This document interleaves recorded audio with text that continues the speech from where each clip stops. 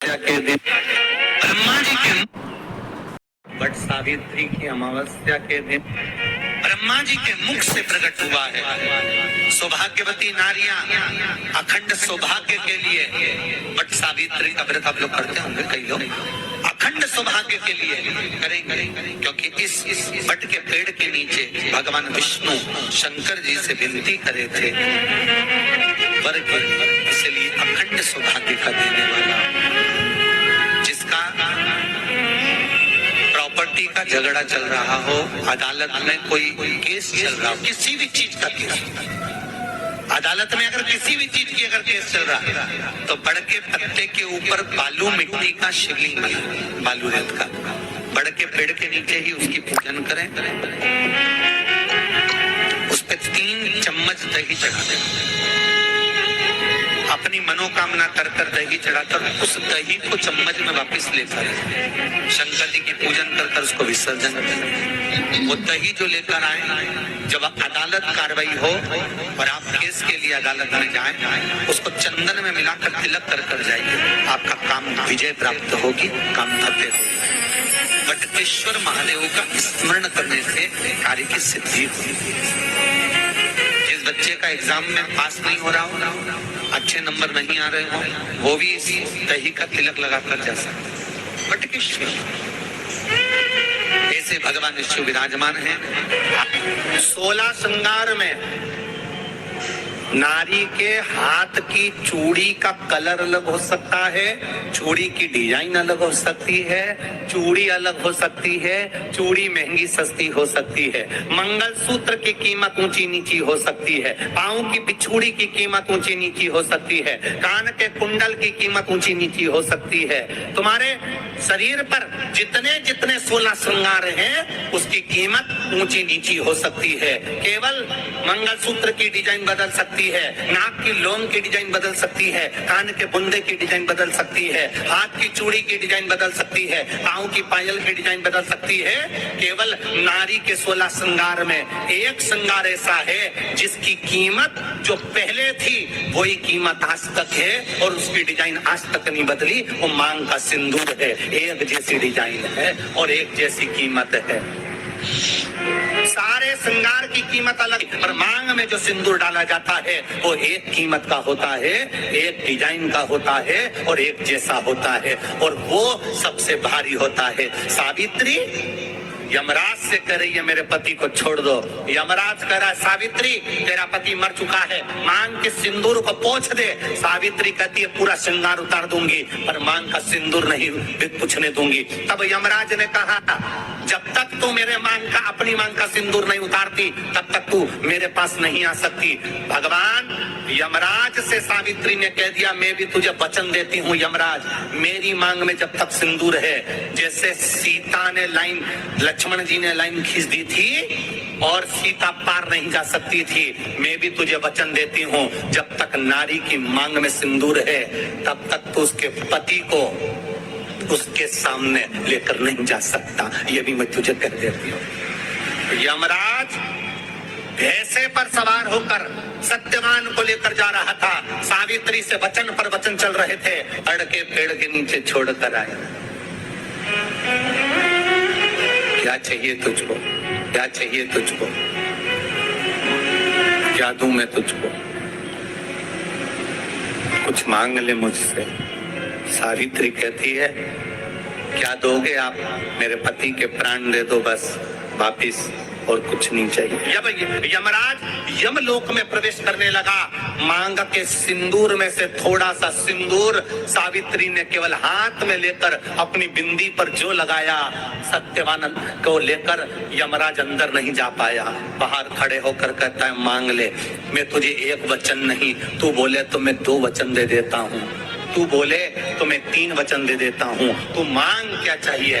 तब सावित्री ने कहा देना चाहते हो, हाँ। अब यमराज को लगा कि लालच में पड़ गई सावित्री, तब कहा पहला वचन दीजिए, मेरे अंधे सास ससुर के नेत्र वापिस आ जाएं। यमराज ने कहा तथास्तु। So, what's the plan for today? Boho Sheet for my 11 a.m. coffee date. Got these on Amazon. Business lunch. Elevated classics with a vintage watch. Glam sequence for a girl's night out. So let's roll. Harpal, a different you. Harpal on trend with Amazon. From global brands to indie brands. Amazon. Harpal fashionable. दूसरा वचन दीजिए, मेरे सास ससुर अपने पोता पोती का मुख देखें। यमराज ने कह दिया तथास्तु।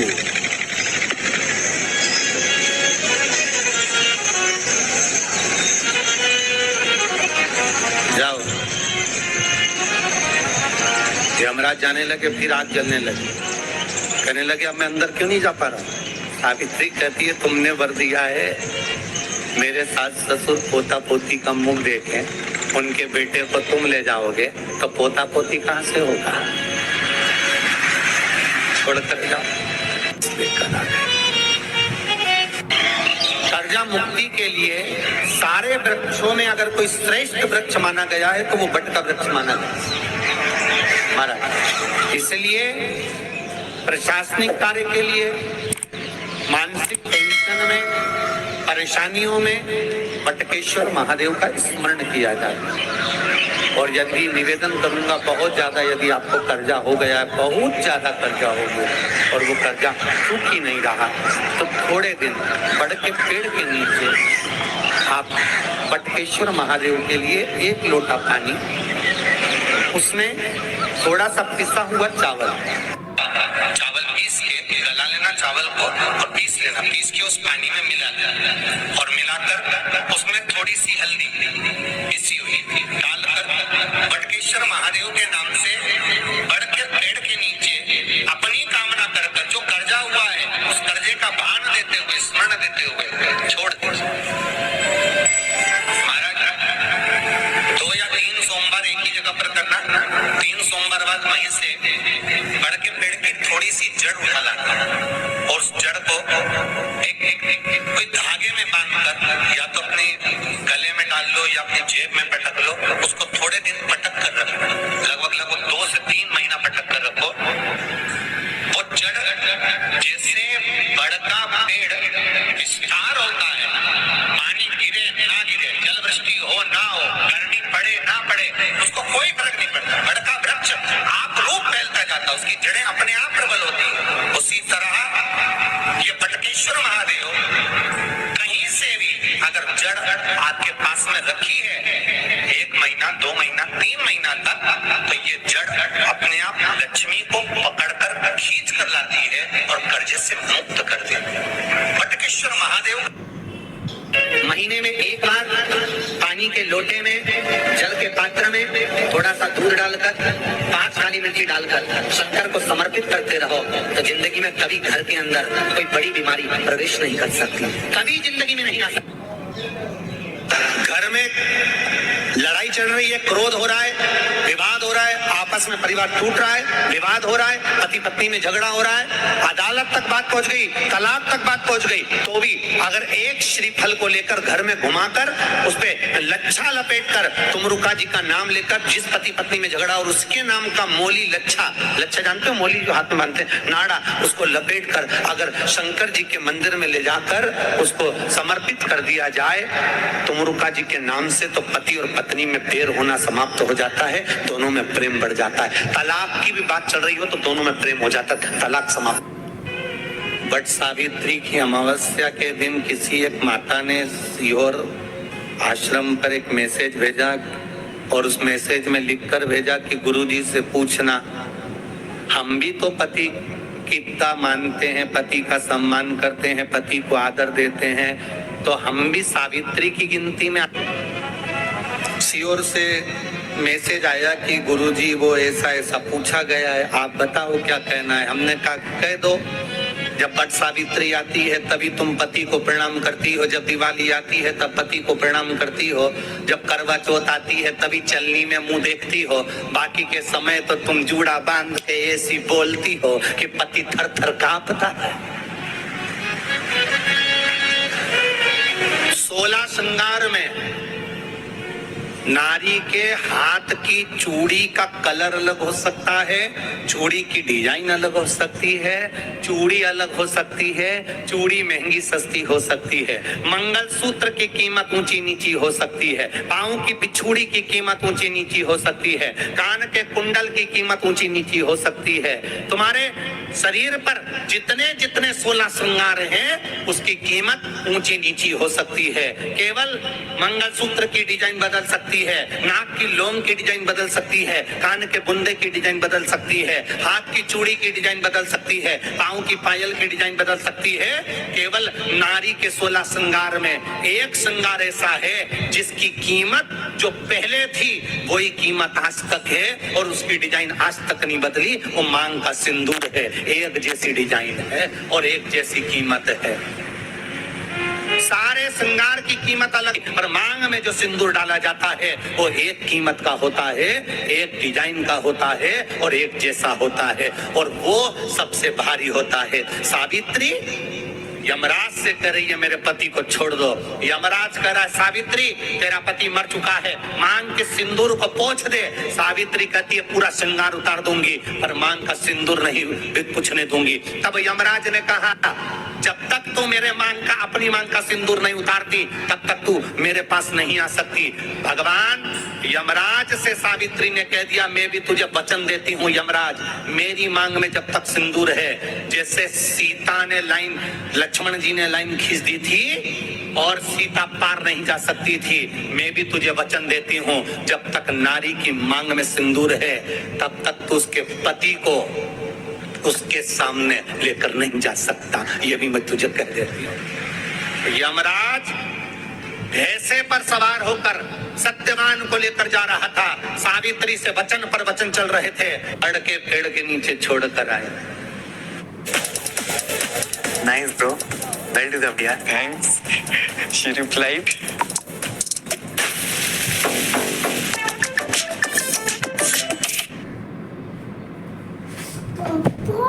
एड आयु सोच पड़ी हो। क्या चाहिए तुझको, क्या चाहिए तुझको, क्या दूं मैं तुझको? पापा कुछ मांग ले मुझसे। सावित्री कहती है क्या दोगे आप? मेरे पति के प्राण दे दो बस वापिस, और कुछ नहीं चाहिए। जब यमराज यमलोक में प्रवेश करने लगा, मांग के सिंदूर में से थोड़ा सा सिंदूर सावित्री ने केवल हाथ में लेकर अपनी बिंदी पर जो लगाया, सत्यवान को लेकर यमराज अंदर नहीं जा पाया। बाहर खड़े होकर कहता है मांग ले, मैं तुझे एक वचन नहीं, तू बोले तो मैं 2 वचन दे देता हूँ, तू बोले तो मैं 3 वचन दे देता हूँ, तू मांग क्या चाहिए? तब सावित्री ने कहा देना चाहते हो? हाँ। अब यमराज को लगा कि लालच में पड़ गई सावित्री, तब कहा पहला वचन दीजिए, मेरे अंधे सास ससुर के नेत्र वापिस आ जाएं। यमराज ने कहा तथास्तु। दूसरा वचन दीजिए, मेरे सास ससुर अपने पोता पोती का मुख देखें। यमराज ने कह दिया तथास्तु।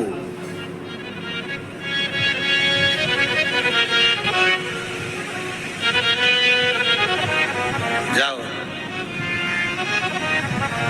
यमराज जाने लगे, फिर आग जलने लगे, कहने लगे अब मैं अंदर क्यों नहीं जा पा रहा हूं? सावित्री कहती है तुमने वर दिया है मेरे सास ससुर पोता पोती का मुख देखें, उनके बेटे को तुम ले जाओगे तो पोता पोती कहां से होगा? छोड़कर जाओ। सावित्री है, पति को वापिस